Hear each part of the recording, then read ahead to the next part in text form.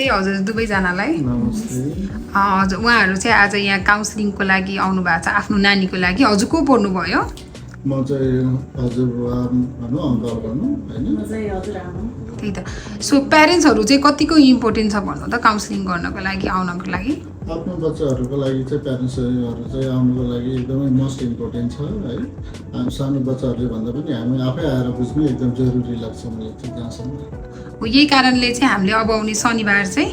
एउटा programme organise गर्न जाँदैछु सो यसो प्यारेन्ट्सहरूलाई के भनिदिनुहुन्छ आउनुहोस् के भनिदिनुहुन्छ म के भन्न चाहन्छु भने हाम्रो आफ्नो बच्चाहरू भन्दा पनि आफू नै आउनु होला प्यारेन्ट्सहरू आफै बुझ्नु होला सर्वप्रथम यहाँ आएर आफूले राम्रोसँग बुझिसकेपछि सबै काम गर्नु पनि सजिलो हुन्छ र बच्चाहरूको लागि पनि एकदम राम्रो हुन्छ सो सकभर अब आउने शनिबार चाहिँ हजुरहरू हाम्रो प्यारेन्ट्सको ग्यादरिङ छ है त्यसमा चाहिँ आइदिनु होला र हजुरहरूले नै बुझ्दाखेरि नै बेटर हुन्छ जस्तो लाग्छ मलाई पनि किनभने उनीहरूको अन्डरस्ट्यान्डिङ र हजुरहरूको अन्डरस्ट्यान्डिङ डिफ्रेन्ट हुन्छ सो प्यारेन्ट्स नै आइदिनु होला भनेर म चाहिँ एक्चुअली स्याटरडेको लागि पनि हजुरलाई इन्भाइट गर्छु है